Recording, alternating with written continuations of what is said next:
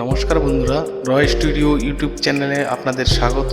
আজ একটি নতুন ভিডিও নিয়ে হাজির হয়েছি। আজকের ভিডিওতে চিফ মিনিস্টার রিলিফ ফান্ড অর্থাৎ নবান্ন স্কলারশিপের বিভিন্ন বিষয়গুলো নিয়ে আলোচনা করেছি। ভিডিওটি তোমরা সম্পূর্ণ দেখবে। নবান্ন স্কলারশিপ অ্যাপ্লাই যে কোনো ক্যাটাগরির ছাত্রছাত্রীরা করতে পারবে। General category, SC, ST, OBC, minority, এখানে কোনো ক্যাটাগরি বাধ্যবাধকতা নেই, সকলেই করতে পারবেন। নবান্ন স্কলারশিপ অ্যাপ্লাই করতে গেলে কি যোগ্যতা লাগবে, কারা কারা অ্যাপ্লাই করতে পারবে, কত পার্সেন্টেজ থাকতে হবে, ফর্ম ফিল আপটি কীভাবে করতে হবে এবং কি কি ডকুমেন্টস জোগাড় করতে হবে। তোমরা যারা নতুন আমার এই ভিডিওটি দেখছো, আমার চ্যানেলটিকে অবশ্যই সাবস্ক্রাইব করে নিন পরবর্তীতে বিভিন্ন আপডেট পাওয়ার জন্য। নবান্ন স্কলারশিপে সম্পূর্ণ বিস্তারিতভাবে জানার জন্য আমার এই ভিডিওটি সম্পূর্ণ দেখে নাও। মুখ্যমন্ত্রী ত্রাণ তহবিল আর্থিক সহায়তা পাওয়ার শর্তাবলী। আবেদনকারীকে পশ্চিমবঙ্গ রাজ্যের স্থায়ী বাসিন্দা হতে হবে। পশ্চিমবঙ্গের যে কোনো বোর্ড, কাউন্সিল, বিশ্ববিদ্যালয় থেকে মাধ্যমিক বা সমমানের, উচ্চ মাধ্যমিক বা সমমানের আন্ডার গ্রাজুয়েট পরীক্ষায় উত্তীর্ণ হওয়ার পর রাজ্যের যে কোনো প্রতিষ্ঠানে পাঠরত হতে হবে। উচ্চ মাধ্যমিক স্তরে বা আন্ডার গ্রাজুয়েট স্তরে আর্থিক সহায়তার জন্য মাধ্যমিক পরীক্ষা বা উচ্চ মাধ্যমিক পরীক্ষায় মোট 50% থেকে 60% কম নাম্বার অর্জন করতে হবে। তারাই এই স্কলারশিপে অ্যাপ্লাই করতে পারবেন। স্নাতকোত্তর স্তরে সহায়তার জন্য 50% থেকে গ্র্যাজুয়েশনে 53% মধ্যে যে নাম্বার থাকতে হবে। পারিবারিক বার্ষিক আয় হতে হবে 1,20,000 মধ্যে। একই কোর্সের জন্য অন্য কোনো সরকারি, বেসরকারি বৃত্তি বা উপবৃত্তিতে অ্যাপ্লাই করা যাবে না। নবান্ন স্কলারশিপ অনলাইনে অ্যাপ্লাই করার সময় আপনাদের যে সমস্ত ডকুমেন্টগুলি রেডি করে রাখতে হবে: ছাত্রছাত্রীদের নামের প্রমাণপত্র হিসাবে মাধ্যমিকের অ্যাডমিট, অভিভাবকের নামের জন্য মাধ্যমিকের অ্যাডমিট, বয়সের প্রমাণপত্রের জন্য মাধ্যমিকের অ্যাডমিট, মাধ্যমিক পরীক্ষার রোল নাম্বার এবং কোন সালে মাধ্যমিক পরীক্ষা দিয়েছ তা, পিনকোড সহ সম্পূর্ণ ঠিকানা, একটি valid mobile number,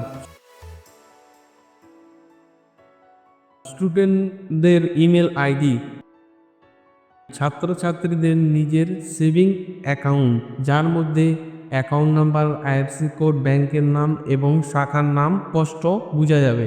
online form fill আপের সময় যেসব ডকুমেন্টস আপলোড করতে হবে তা পিডিএফ ফরম্যাটে 500 KB নিচে হতে হবে।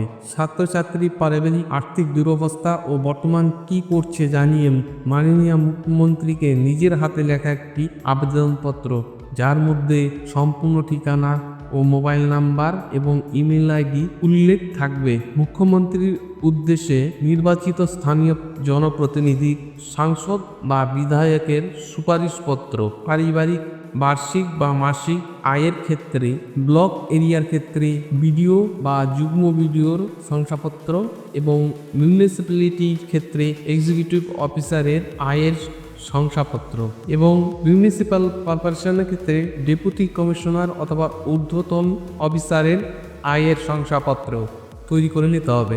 ছাত্রছাত্রীদের একই পড়াশোনার ক্ষেত্রে কোনো সরকারি, বেসরকারি সাহায্য পেয়েছে কিনা ও বর্তমানে কোথায় কি পড়াশোনা করছে জানিয়ে একটি ঘোষণাপত্র অর্থাৎ সেলফ ডিক্লারেশন, এই ঘোষণাপত্রটিতে প্রতি স্বাক্ষর অর্থাৎ কাউন্টার সাইন করবেন বর্তমান স্কুল বা কলেজ বা বিশ্ববিদ্যালয়ের প্রধান। মাধ্যমিকের অ্যাডমিট লাগবে। যোগ্যতা নির্ধারণকারী পরীক্ষার অর্থাৎ কোয়ালিফিকেশন এক্সামিনেশন মার্কশিট। উচ্চ মাধ্যমিক স্তরের আর্থিক সহায়তার জন্য যোগ্যতা নির্ধারণকারী পরীক্ষা হলো মাধ্যমিক। স্নাতক স্তরে আর্থিক সহায়তার জন্য যোগ্যতা নির্ধারণকারী পরীক্ষা হলো উচ্চ মাধ্যমিক এবং স্নাতকোত্তর স্তরে আর্থিক সহায়তার জন্য যোগ্যতা নির্ধারণকারী পরীক্ষা হলো স্নাতক। ডাক্তারি, ইঞ্জিনিয়ারিং, আইন, নার্সিং, ফার্মেসি, ডিপ্লোমা, ইঞ্জিনিয়ারিং প্রভৃতি পেশাদারি অর্থাৎ প্রফেশনাল কোর্সের ক্ষেত্রে প্রবেশিকা পরীক্ষার র্যাঙ্ক কার্ড থাকতে হবে। উপরোক্ত পেশাদারি শিক্ষার অর্থাৎ প্রফেশনাল কোর্সের ক্ষেত্রে পেশাদারি পরীক্ষার এনরোলমেন্ট লেটার অর্থাৎ অ্যালটমেন্ট লেটার ছাত্রছাত্রী থাকতে হবে। ছাত্রছাত্রীর ব্যাংক অ্যাকাউন্টের পাসবইয়ের প্রথম পৃষ্ঠা, যেখানে bank account IFSC code number এবং অ্যাকাউন্ট হোল্ডার নেম স্পষ্টভাবে দৃশ্যমান থাকবে। বর্তমান শিক্ষাবর্ষের বা সেমিস্টারের ভর্তি রসিদ।